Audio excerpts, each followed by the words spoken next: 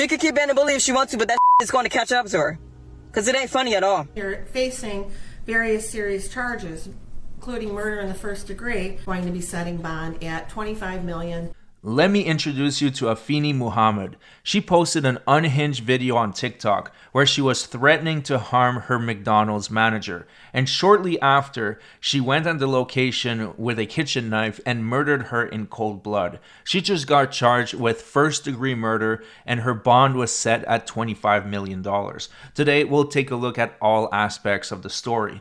The TikTok video, we'll take a look at a rap video that was extremely disturbing, her criminal history, and also her link to a missing person. As well, we'll find out what happened in court. Without further ado, let's get started with the TikTok video. I got sent home early yesterday. I got sent home early today by the same person. I'm telling you, she's a bully. This isn't funny. She needs to understand that just because she's a mother and got children doesn't mean that she can come in this store, you know, disrespecting people, talking to them like everybody's beneath her. She has no respect. And it isn't funny at all. Like, seriously, man, I got I gotta take care of. And she keeps sending me home early. It's not funny. She's playing games. And then all day, throughout the day, she keeps sending her little racial And then throughout the day, she keeps on, like, putting negative energy in the air, talking about people, gossiping about people. It's not funny, man. Gonna have to stop. She's a bully. I'm telling you. She's a bully. She brings a lot of negative energy in there. She always panic when there's a lot going on. And then she try to manipulate that and make it seem like we ain't doing something right. But we are working really hard and doing great. It's just the fact that she panicked. And I caught her a few times making a mistake. And she tried to hurry up and play it off. So let me just say this. McDonald's was one of my first jobs. And quite often there are power tripping managers. Now, I'm not saying that's the case with the victim at all whatsoever. I don't know her. I would not be able to say. But I've encountered a lot of power tripping managers that just love to put down people for the sake of it. And you know what you do? If you really can't stand that person, you find another job. You don't go grab a knife and kill them and end up ruining not only your life, but destroying hers. It's just not worth it. But then again, you'll see that this woman has something with knives. She loves them for some reason. You know, nobody's perfect. It's God, it happens. You know what I mean? Like, sometimes, like, somebody might get confused. So it gets busy, yeah. But she needs to stop playing like she don't be making mistakes. I be catching her. So all that animosity and that she keep putting in the air and stuff, then trying to tell me I'm always snapping on people. No, that's false. No, I don't snap on people. I don't go in there doing that. I tell her, no, I make peace. That's what I'm doing. I've been creating peace. So all that negative energy that she's bringing in there and trying to manipulate it, no, that's going to stop. All that negative she's saying about, you know, her personal life, all of that. No, she's bringing all of that in there and then playing games saying she want to take her belt off and beat somebody. Y'all act like my kids in here. No, we ain't your kids. Respect us. Stop talking to us like that. That is crazy. I'm telling you. But to get sent home 2 days in a row, man, and I came in on my off day to make up my time, and she still sends me home early, it's not funny. To be fair, I got sent home early quite a few times when I was working at McDonald's. Sometimes I would work, I was supposed to end at 5, and around 2 p.m. there's just not that many customers. So my manager says, you know, just go home early. It's all good. It's not a big deal. It happens. They have a business to run. You don't need to start murdering people over a few hours of lost pay. It's just not worth it. But now what she's about to say is really incriminating. And this is a really big piece of evidence in this case because it shows premeditation. Take a look at this. Then one day she coming in there talking about some, yeah, I broke my door in half and I had to pull my gun out on my kids. She could keep being a bully if she wants to, but that is going to catch up to her. Because it ain't funny at all. So after recording this video, she grabbed a knife and a ski mask to conceal her identity. She went back to the McDonald's and she stabbed the woman to death. Now, luckily, there was a good Samaritan that was armed and he was legally carrying a firearm and he was able to hold her at gunpoint until the police arrived. When the police arrived, they put her in custody. Now, we will see what the police and the judge has to say about all this, but before that, I want to show you this disturbing rap video that she recorded just a few weeks before the murder. Sometimes I've been feeling like I'm running from these crazy vipers. When they throw that venom my way, I swipe that shit like windshield wipers. Accept me for who I am now. How not to grieve? Tell me why it was so easy for you to leave, like nothing ever mattered. Maybe I was the only one being real, cause like everyone else, you damn sure scattered. Left my heart shattered, broken more than glass dropped from the top of a ladder. I swear it felt like my life didn't matter. Felt like I died and my grave was somewhere on Saturn. I'm beyond this planet, or maybe I just need to can it. But it's hard to shut up when no one hear you crying. It's hard to come up when you feel like you're dying. I'm a bird that struggles with flying. Maybe cause I keep too much weight on my wings. Maybe I should just drop everything and go to the gate where the angels sing. Yeah, this went on for about 3 minutes. I don't want to show the whole thing because I know some of you guys might skip around, but pretty dark stuff, which, you know, music is music. It doesn't mean that someone's about to do something crazy. There's a lot more really dark stuff out there that could be created by perfectly sane individuals, but in the context of what happened, I just thought it would be relevant to show you. Now, let's take a look at what the cops had to say about this. Please set forth the factual basis for the warrant request. Yes, Your Honor. On 7/10/25, McDonald's employee Afeni Muhammad stabbed McDonald's manager Jennifer Harris multiple times with a kitchen knife at the McDonald's restaurant at 179219 9 Mile. Harris was not armed at the time and died of her injuries. Prior to the stabbing, Muhammad was sent home by Harris for not performing her work duties and told Harris, "I'll be back." Muhammad was arrested on scene and the knife was recovered. Muhammad admitted that she intended to kill Harris and stated that after she was sent home, she drove to a nearby park, decided to come back and stab Harris with a knife that she had inside of her vehicle. When Muhammad returned to stab Harris, she entered the back entrance with a hooded mask over her face in an attempt to conceal her identity and attempted to flee the scene after the stabbing, but was stopped by an armed customer. And the requested charges are murder in the first degree, count 2, dangerous weapon carrying with unlawful intent, and there's a habitual second notice offense. Is that correct? That is correct, Your Honor. So the reason why she's charged as a habitual offender is because of this. You can see in 2022, she was found guilty of unlawful injury, stab, cut, wound without malicious intent. So clearly she has a history with knives. She likes stabbing people. And unfortunately, I don't know if McDonald's didn't do the background check. They didn't know they were hiring a complete maniac. I know usually they're really good with background checks, but she slipped through the cracks. Afeni Muhammad. Very good. You're here today for arraignment on the charges of murder in the first degree, premeditated, count 2, carrying a weapon with unlawful intent, and a habitual second notice. Mr. Licata, how does your client wish to proceed? Thank you very much, Your Honor. At this time, my client is asking the court to enter a not guilty plea, and this matter set for a probable cause conference and a preliminary exam.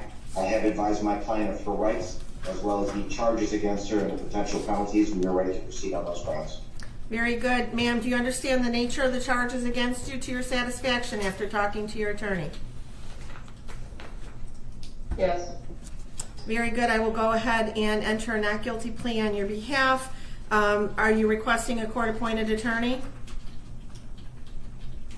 Yes. I will appoint an attorney to represent you. We'll set this matter. So we're talking about first-degree murder here. It cannot get any more serious than this. If she's found guilty of this, she could spend the rest of her life behind bars with no possibility of parole. But she's actually lucky because she did this in Michigan, which does not have the death penalty.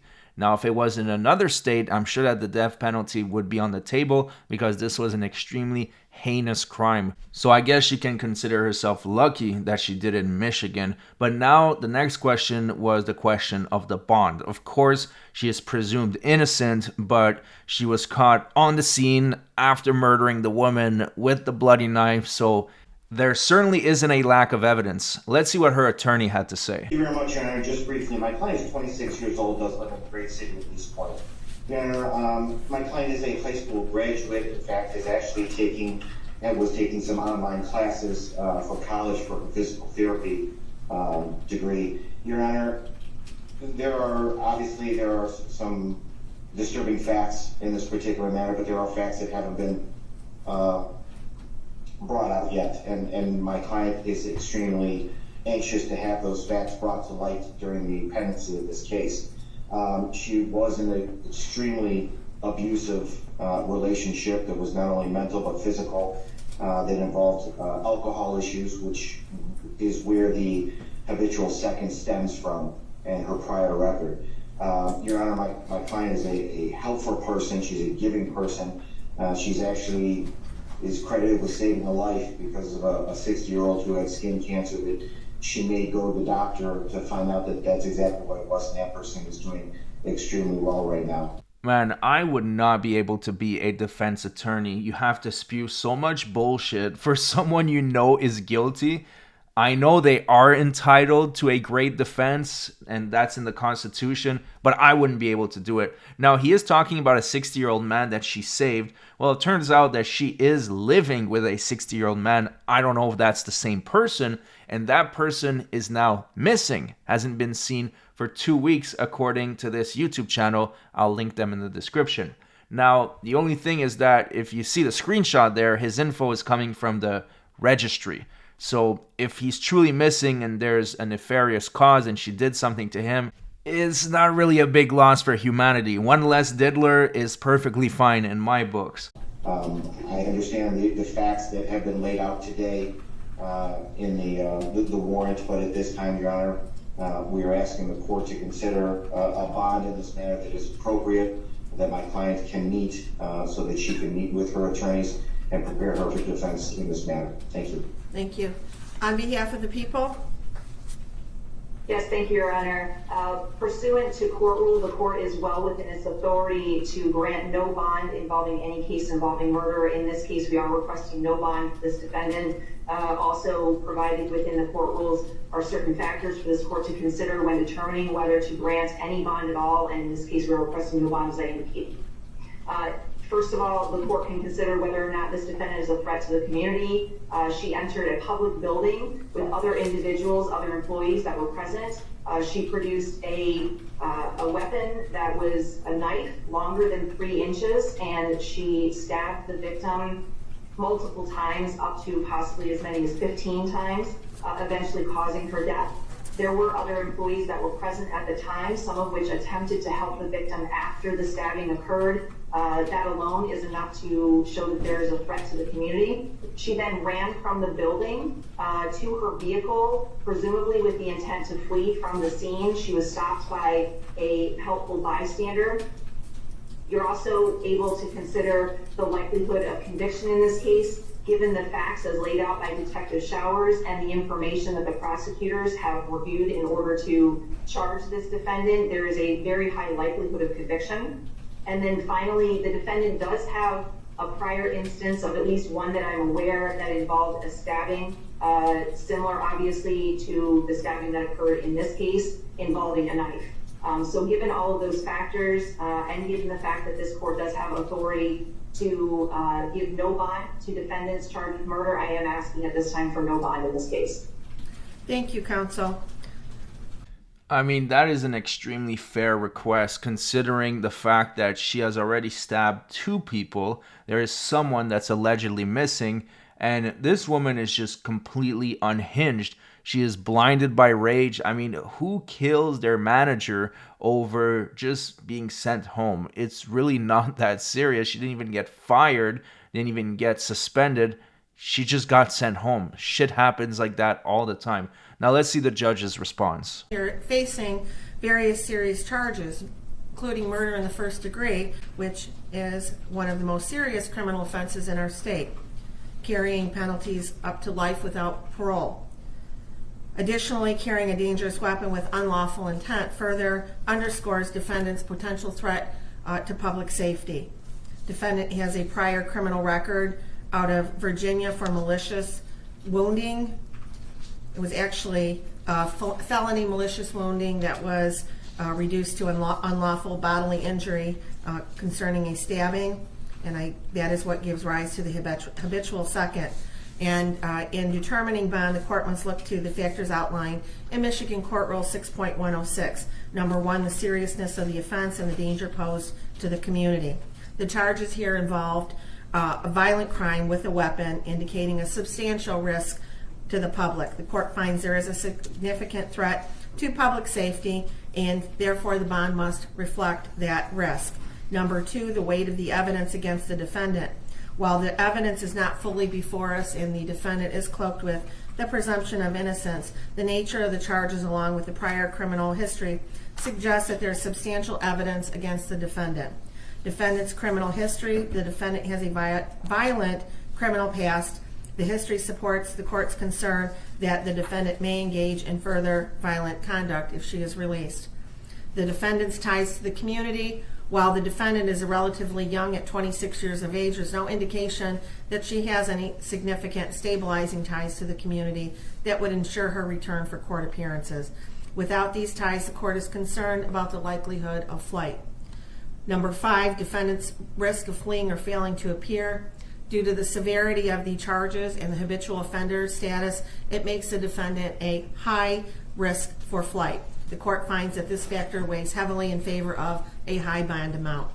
Substance abuse or mental treatment, although there are no reports at this time suggesting that the defendant suffers from mental health or substance abuse issues that would mitigate the risks posed by defendant's release, the court is, after considering all of these factors, going to be setting bond at $25 million cash surety only with conditions.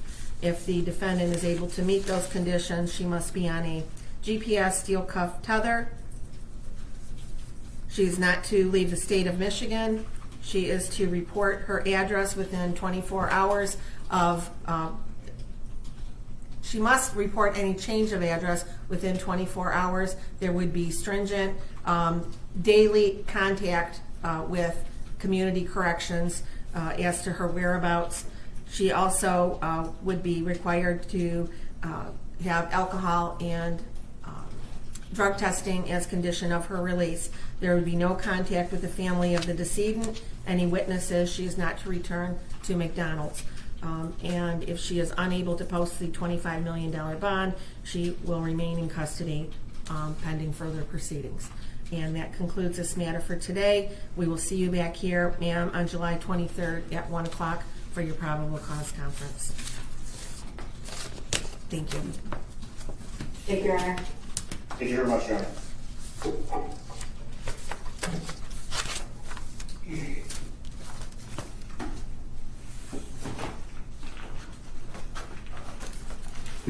You're all set, ma'am.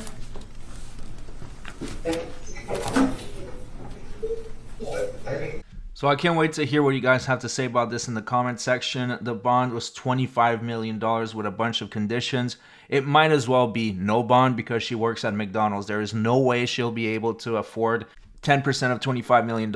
And that's even if she is entitled to that 10%, because not everybody is entitled to getting that. Now that's it for the video. Thanks so much for watching. Let's get to 100,000 subscribers. We are getting so damn close. We're just missing about 19,000. By the way, YouTube thinks that you would like this video at the bottom right of your screen. So click on that link right now and I'll see you guys on the next one.